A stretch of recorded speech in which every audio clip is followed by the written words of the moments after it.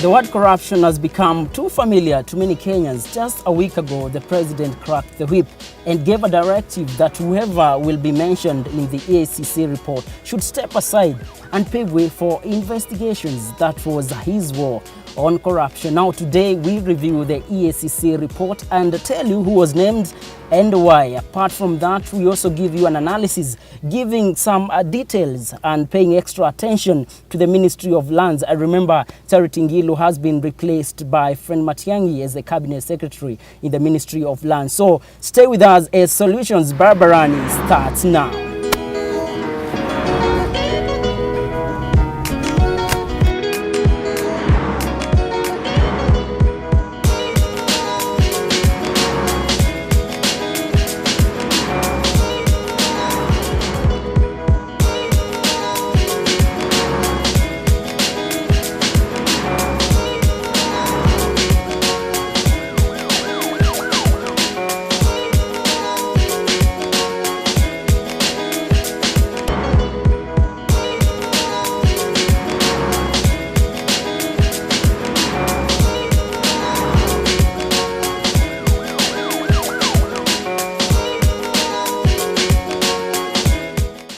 I also hereby direct that all officials of the national and county governments that are adversely mentioned in this report, whether you are a cabinet secretary, principal secretary, or chief executive of a state institution, to immediately step aside.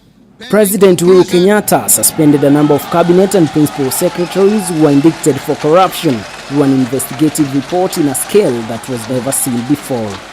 The Ethics and Anti-Corruption Commission report was tabled in Parliament on Tuesday. Some of the cabinet secretaries mentioned in the report include Engineer Michael Kamau, CS Transport and Roads, Charity Ngilu, CS Land, Housing and Urban Development, David Chichir, CS Energy and Petroleum, and Felix Kosgei, CS Agriculture. The report also implicates several governors, including Isaac Ruto, Evans Kidero, Alfred Mutua, Syrian Awiti, Peter Munya, and Hassan Joho. Hours after the report was tabled in Parliament, the Ethics and Anti-Corruption Commission suffered a major blow after Commissioner Jenon Songo resigned on Tuesday, citing infighting within the body. For the Commission to function effectively, you need the Secretariat and the Commission, which plays an oversight role, working together in harmony. So when you see that there are differences of opinion, which are allowed in any institution, but the way you go about settling this and what we have witnessed in the media in the recent past has made me really uncomfortable. I have not felt that I'm able to perform my duties and my mandate as a commissioner. On top of the list of the suspended cabinet secretaries is Charity Ngilu, CS Lands, Housing and Urban Development. She is being investigated for allegedly instructing valuers from her ministry to inflate the value of Wetiki Farm in Mombasa by 110 million to get 65 million kickback once the farm is sold. Yale matembezi ya cabinet secretary wa ardhi, for me it was a PR exercise. Huwezi kwenda wewe kwa Waitiki useme musitoke na hujasema utanunua shamba namna gani. Hujasema bajeti umeweka ni ngapi. Felix Kosgei, CS Agriculture, Livestock and Fisheries, allegedly gave permits under the table to some importers to bring in sugar without going through open tendering, which is against procurement laws in Kenya and COMESA rules. Francis Kimemia, Secretary to the Cabinet, is accused of using his office to deprive former employees of Kenya Railway Corporation houses meant for them to buy and irregular award of 1 billion shillings tender in the Interior Ministry. EACC is expected to grill members of the National Assembly Public Accounts and Agriculture Committees linked to corruption. President Uhuru Kenyatta has subsequently appointed temporary cabinet secretaries, while the Ethics and Anti-Corruption Commission continues with the investigations.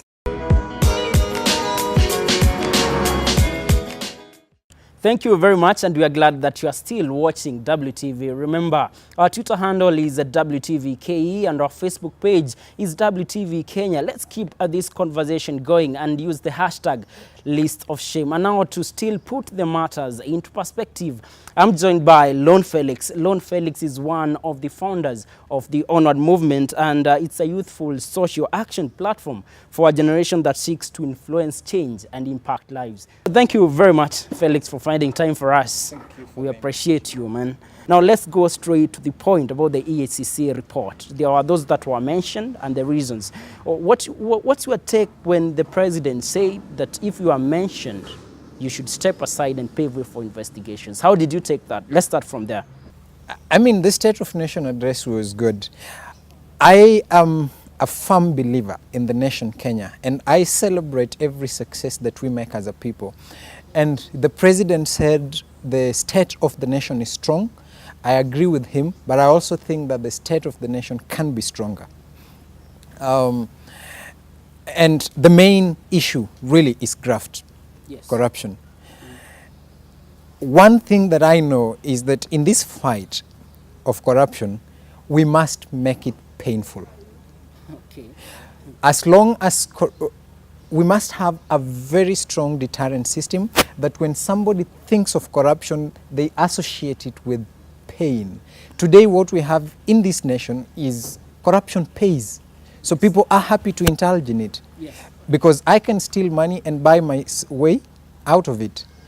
We need to have a system where the EACC itself has capacity to fight corruption. What we are seeing today Yes. is a totally different case. And I want to put this thing into perspective. When the chairman of that commission was being appointed, the civil society went to court and tried to block him, saying he had been incompetent when he was in KRA. The political class literally pushed him through, sanitized the whole process, shoved aside all these allegations. But what are we seeing today? We are seeing a commission that is not coherent. They are fighting each other Yes. amidst themselves. There are even allegations that when this report was being submitted to the president, the chairman was not aware. Okay. So the commission itself does not have capacity to fight graft. We have to start there. The number two, we need a strong criminal system. We need a judiciary, we need a prosecutorial mechanism that does not care about who I am. Look at what is happening in Israel. The former Prime Minister, Eliud Olmert, has been found guilty of corruption, and he's going to jail for it. Yes. We have never, since the establishment of this commission, let us now say from a private sector perspective, if I invest my money, yes, I have to find value for it. What is the value that Kenyans have received? How many cases have been prosecuted by that commission? They are not more than 5. And there's also something else that is being mentioned, and it's in line with, the president said, if your name is mentioned, you should step aside, and not necessarily if you are guilty or if you are found guilty. And that now brings another twist to the story, because there is one name that has been featured in so many areas when it comes to land grabbing in Kenya. And so many people are saying, you remember it's in public domain that the deputy president's name was being mentioned during the Occupy playground story. So yes. So do you think that if the president is genuine enough to say that if your name is mentioned, you should step aside, should affect the DP? Let's say this straight and truthfully. The weakest point in Jubilee's attempt to fight corruption is the deputy president. Oh. There is no two ways about it, because his name pops up in very many scandals. Yes. He compromises the presidency's ability to stand up for a value system. I mean, I don't believe anything that Ruto says that, I don't know, we are committed to fighting corruption. I think he should just shut up about it anyway. So politically, definitely, it's a huge cost to the president if he has to confront the deputy president and tell him step aside. all right? And then number two, again, like I'm telling you, our criminal and investigative agencies are so beholden to the political class that you have a video clip of the deputy president inspecting a hotel when it is under construction. Then after that hotel has been constructed and a controversy arises around it, he denies it, and then somebody else, his associate, comes and says, I own this hotel. The media buys it. Those who should be investigating these stories buy it. The civil society, which is trying to raise these matters, now becomes the demon. All right? Why? Because we fear big men in this country. And finally, I must ask you this, because now, of course, there's what you are saying the government should do, the Ethics and Anti-Corruption Commission. But you see, as well put by J.F. Kennedy said, think not of what the country can do for you, but what you can do for the sake of the country. And now coming to you now as Lone Felix, a member of the Onward Movement. Now, maybe you can tell us at this point, what is Onward Movement and what are you doing? We try to do as within ourselves to say, you know what, let's work hard as a people. Succeed, but succeed because you've worked hard. Number two, we do a lot of advocacy and lobbying, and quite a substantial part of our work, for example, was part of what the president was giving in the national address.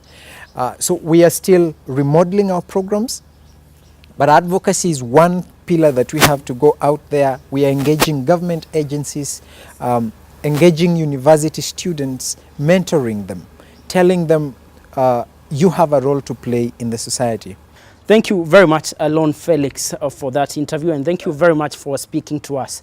That was Lone Felix, one of the members of Onward Movement, a body that basically advocates and seeks to influence the youth and also bring change in the society. Now, keep it WTV, because we are going to the details and paying attention to one minister, or rather one cabinet secretary, was mentioned, that is Charity Ngilu, in the Ministry of Lands, and will be seeking solutions.